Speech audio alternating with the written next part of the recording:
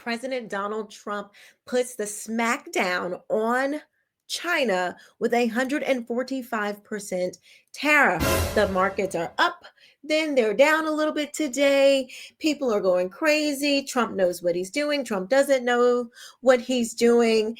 We got people like myself who are like, let me try to understand what he's doing and why all this matters to you. And what I see that is really going on from what I have gleaned from reading articles and listening to both sides and hearing all the things. Here is what this is all about and why you need to be paying attention and what this means for believers. You don't want to miss this episode. I know it's a little bit different from what we normally talk about, but it is important. So let's get started.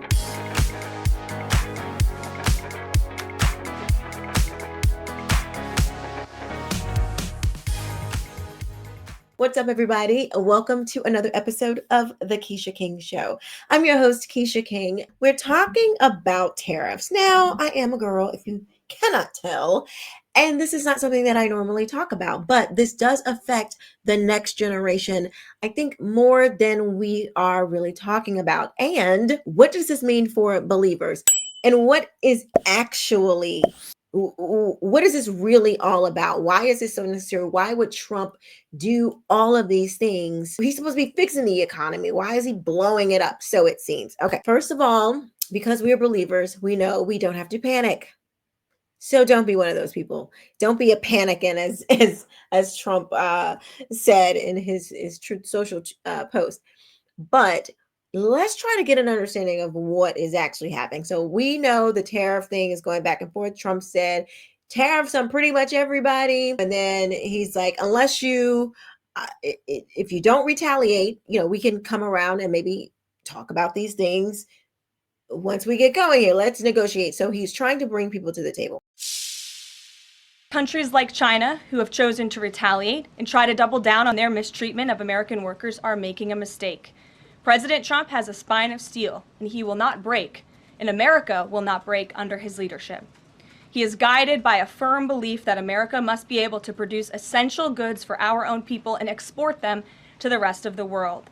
A strong America cannot be solely dependent on foreign countries for our food, medicines, and critical minerals. I just spoke to the president about this, and he believes that China wants to make a deal with the United States. He believes China has to make a deal with the United States. It was a mistake for China to retaliate. The president, when America is punched, he punches back harder. That's why there will be 104% tariffs going into effect on China tonight at midnight. But the president believes that she and China want to make a deal. They just don't know how to get that started.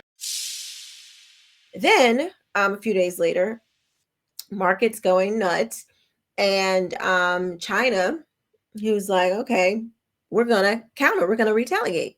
84% tariffs on you, which doesn't really mean anything. And here's why. It doesn't really mean that much because we don't send that much to China. They don't take our stuff. They don't want our imports.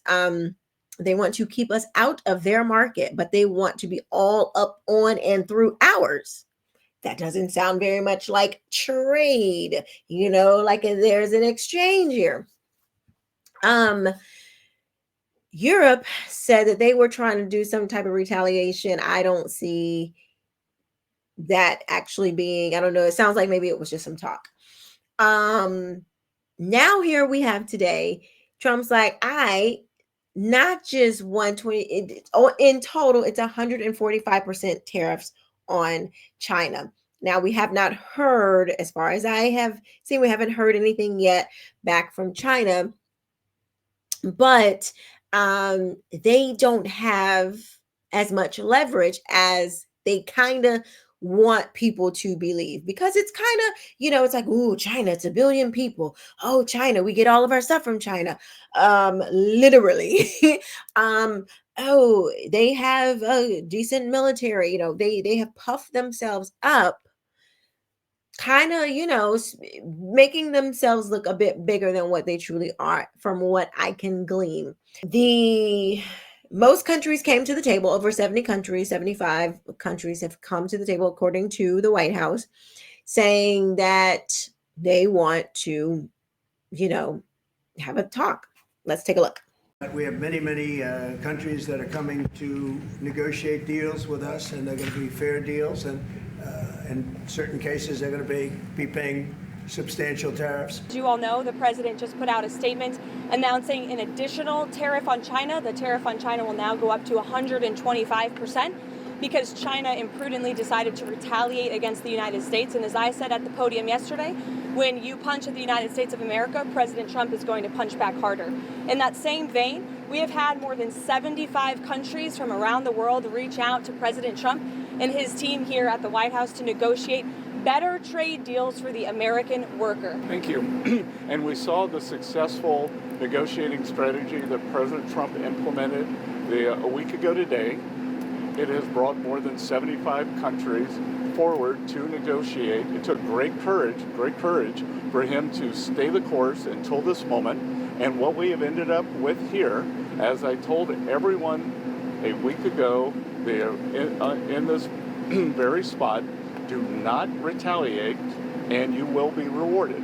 So every country in the world who wants to come and negotiate, we are willing to hear you. We're going to go down to a 10% baseline tariff for them, and China will be raised to 125 due to their insistence on escalation. Okay, so that's what the White House is saying.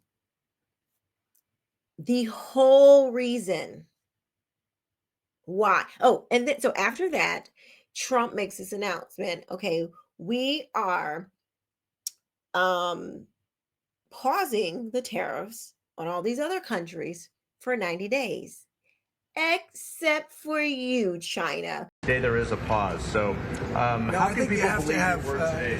It's not a question of that. You have to have flexibility. I could say, here's a wall, and I'm going to go through that wall. I'm going to go through it no matter what, and keep going, and you can't go through the wall. Sometimes you have to be able to go under the wall, around the wall, or over the wall. These guys know that better than anybody, right? You got to go around them sometimes. You're not going to go through them. So I consider, I think in financial markets, because they change. Look how much it changed today. We went from, pretty moderate today, but over the last few days, it looked pretty glum to, I guess they say it was the biggest day in financial history. That's a pretty big change. And I think the word would be flexible. You have to be flexible. Which is what this whole entire thing was actually really about. So check this out. So now that Trump has kind of pulled everybody to himself, they are willing to negotiate. China is out there left by themselves. Who are they going to sell to? Because we have the biggest market. Where are they going to dump all of their cheap crap? Where is it going to go?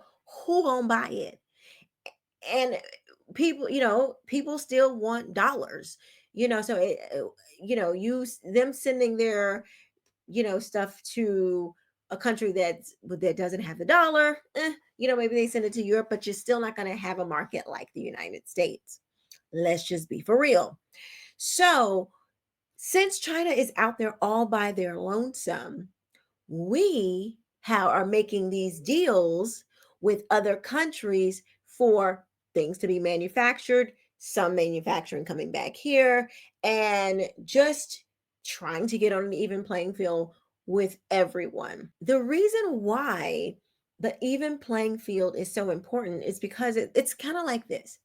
Let's say you and I are playing a game of dice, and I have my dice and you have your dice. Now, when we play with your dice, you have all sixes. Okay, your dice is funny. And everybody else is playing the game, we got regular dice. Well, how are we going to determine who wins the game or what is actually legitimate if you're not playing by the rules? You have to, in order for free market competition to work, you have to establish the rules that everybody plays in. China doesn't do that. Here are just a few of the ways that China breaks the World Trade Organization, which they became a part of in, I think, the 90s or whatever. Here's just a few ways of how they break the rules and break the agreement that they said that they would abide by. Probably the biggest one that cost Americans the most is the intellectual property, meaning IPs, meaning, ideas that you come up with, innovations, improvements on innovation, things like that. If you deal with China, this is why the TikTok thing is a big deal, because companies that are based out of China, or if you work in China, they have a communist government. So the people, there's no private business there. The government owns the production of the business. So TikTok is essentially backed by it's run by China, the government. And so they can go into those platforms, look at the technology, they can steal the ideas, reverse engineer it, and then spit something else back out that mimics, our original idea. They steal. And it violates the World Trade Organization's rules, and it costs Americans, it's estimated to cost Americans 200 to 600 billion dollars a year just on IP, intellectual property theft alone. Okay. Illegal subsidies. So what China will take their money and artificially back a company, put money behind a company, and prop it up to make it seem like it's a profitable company when it's really just backed by the government. That's not free market, okay? That is a violation of the WTO. They block or heavily restrict other firms and organizations and companies from doing business with them, but they want to do business with everybody else, which is also a violation of the World Trade Organization. Dumping. Here's one more thing. So they will sell products like steel, aluminum, solar panels, and things like that below the cost of the production because they are a communist country, their people have no say. So there's no fighting for, better wages, even though that's not really a thing. But there is no, like, they have slave labor. Like they're not paying people a they're not paying people a competitive prices because there is no market for the people to actually work in because everything is owned by the government. So it's not really, it's a communist state. Like this is what it would be if America became communist. Like this is what it is. And so because they don't have to worry about salaries and wages and stuff, they can just pay people pennies and people have nowhere to go. They can undercut their goods and dump them into the market extremely cheap, which obviously drives down prices, but it's artificially because it's backed by the government. I hope this is making sense. It's not an organic where it's a true supply and demand. No, they have the means where they just take advantage of a market because nobody is making them play by the rules. Basically, nobody is saying, "Hey, we've had enough. We're not going to deal with you anymore if you keep breaking the rules." Until Donald Trump. That is what this whole thing is about. It is about stopping China from taking advantage of the market. You're not playing by the rules, so then don't play in the game. Okay, but nobody has had the guts to say, "Hey, you need to be playing by these rules or you're out of here." Go back to doing what you was doing before we let you play with all of the other major nations. Kevin, he said there's a lot of deals that they're literally kissing his ass was the phrase he used, very eloquently. Where are the deals? 104% tariffs on China are not enough. I'm advocating 400%. I do business in China. They don't play by the rules. They've been in the WTO for decades. They have never abided by any of the rules they agreed to when they came in for decades. They cheat, they steal IP. I can't litigate in their courts. They take product, technology, they steal it, they manufacture it, sell it back here. Never has an administration. 400% tariffs? What would that I look want like? Xi on an airplane to Washington to level the playing field. It's just not about tariffs anymore. Nobody has taken on China yet, not the Europeans, no administration for decades. As someone who actually does business there, I've had enough. I speak for millions of Americans who have IP that have been stolen by the Chinese. I have nothing against the Chinese people. They brought great literacy, art, and tech to the world. The government cheats and steals, and finally, an administration, you may not like Trump, you may not like his style or his rhetoric, finally, an administration that puts up and says enough. 400% tariffs tomorrow morning. He'll tell you why. Xi can only stay the supreme leader if people are employed. If we wipe out any business there, because we are still 39% of all consumables on Earth and 25% of the world's GDP, America is the #1 economy on Earth with all the cards. We will not have that forever. It's time to squeeze Chinese heads into the wall now. So that is what is happening. So China has been taking advantage of Americans, of other countries as well, by doing many of those things that I mentioned. And that's not even all. Like, they do other crazy things. Remember, we had the spy balloon that was over here. Nobody said a word. We got the COVID. They are pushing fentanyl in our country. Does the Chinese do and I'm not talking about the people, I'm talking about the actual the leaders. Do they say anything? No, they don't. They keep doing it. They are the real bullies. China is the real bully, but no, they know that nobody has had the guts to press them up until Trump. And I am a free market. I believe in free markets. I also believe that there are rules that you have to play in order for it to be free and free. Like, how can this be a free market if we're not playing by the same rules? Anyway, that's what this whole thing is about. And I'm going to play what Tim Pool said that I think is very important, that speaks to the next generation and why we need to be paying attention to it. And also, I'll give my commentary on what this means for believers. I don't think the younger generations will truly understand what it is he's doing that's benefiting them. But I got to tell you, man, I have heard this so often. Now, I know we have a good portion of people who watch this show, it's about a third, that are boomers. And boomers, I say unto thee, thank you for Star Trek The Next Generation. You guys are epic.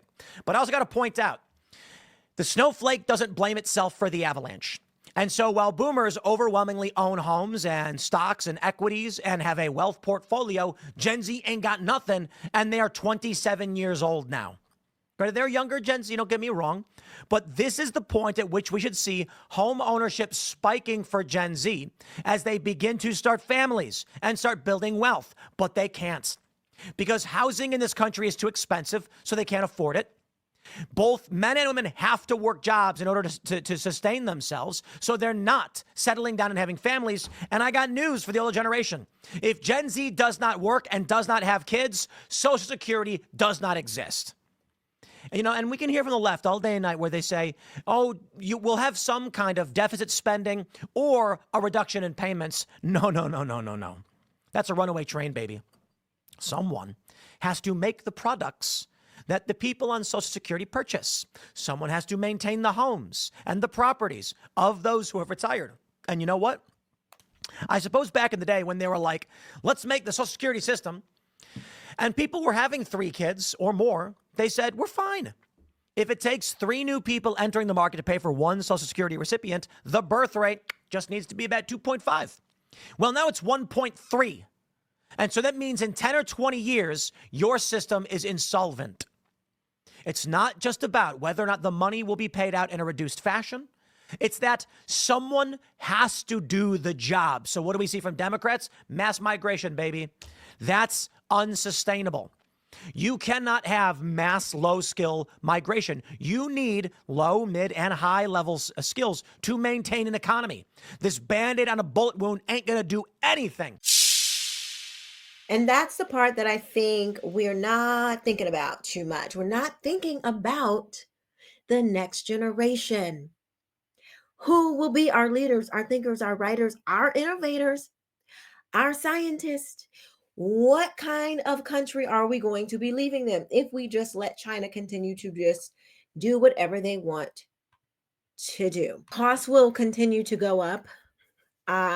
Manufacturing will continue to decline because companies are going to continue to move out. Just it affects a lot of different things, and we see these young people who, they've already been gypped with a terrible education. Instead of being educated, they were indoctrinated, and then now they have been told to go to college. They're getting these stupid degrees. College is too high. They don't have any real skills. So what type of America are we leaving to them? And if we want our country to advance, we have to think beyond right now. And so my thing is, let's try to handle this. I understand free markets. I understand, because there is a sentiment, kind of the Thomas Sowell sentiment of, like tariffs are always bad. I am not an economist. I get that. But I think that there are some things that are not fixed. And I think tariffs are one of those things. Like, I don't believe that supply and demand is something that is fixed. But tariffs I don't think it's like a good or bad thing. I think it depends. And I think this is one of those moments where you are the country that has the leverage. Your economy is pretty stable. Your we have the leverage right now to do something like this, to correct what has been crazy with China, and then have some decency and some order going forward. And I just think that Trump is just the guy who has the guts to do it. So now, what does this mean for believers? Like, why should we even be concerned about all of this?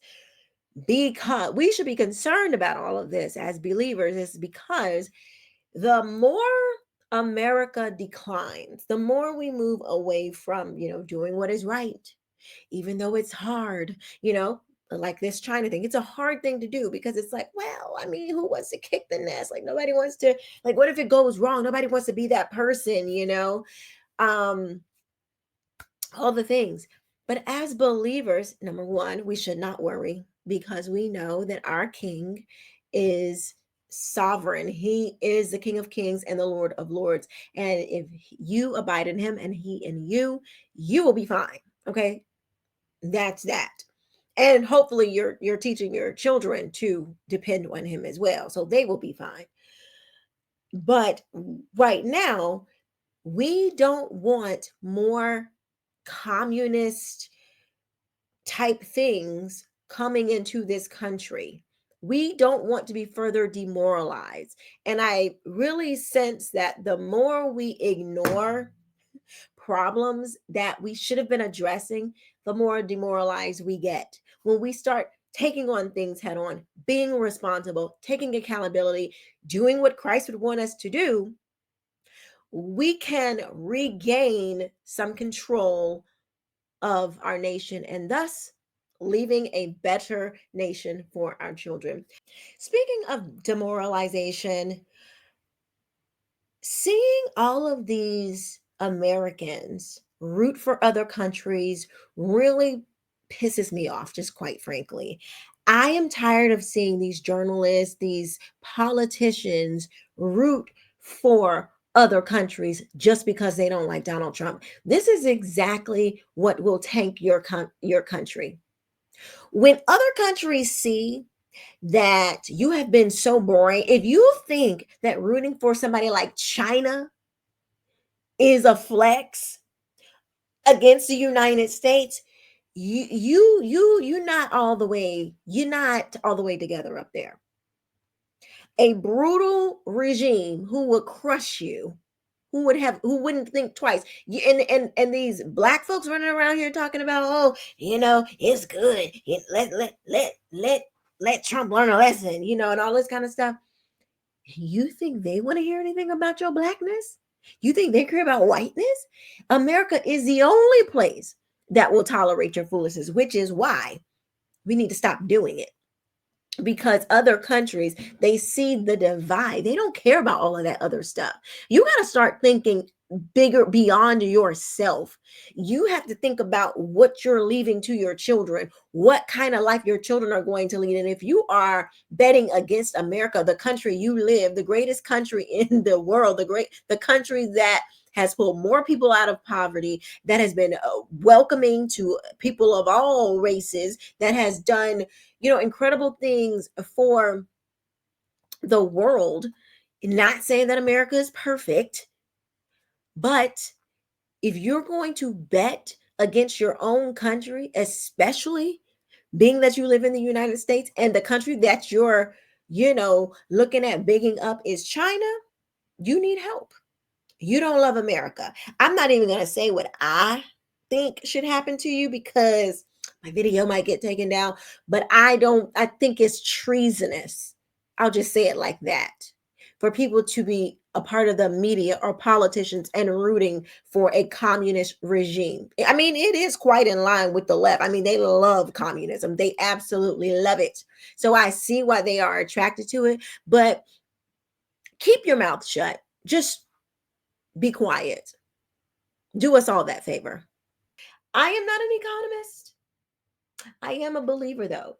So let me know what you think about what I think in the comment section below. I look forward to hearing what you think. What do you think about all these crazy tariffs and what that means for the future? Don't forget to like, comment, share this video out, share it out so it can calm people down who might be freaking out.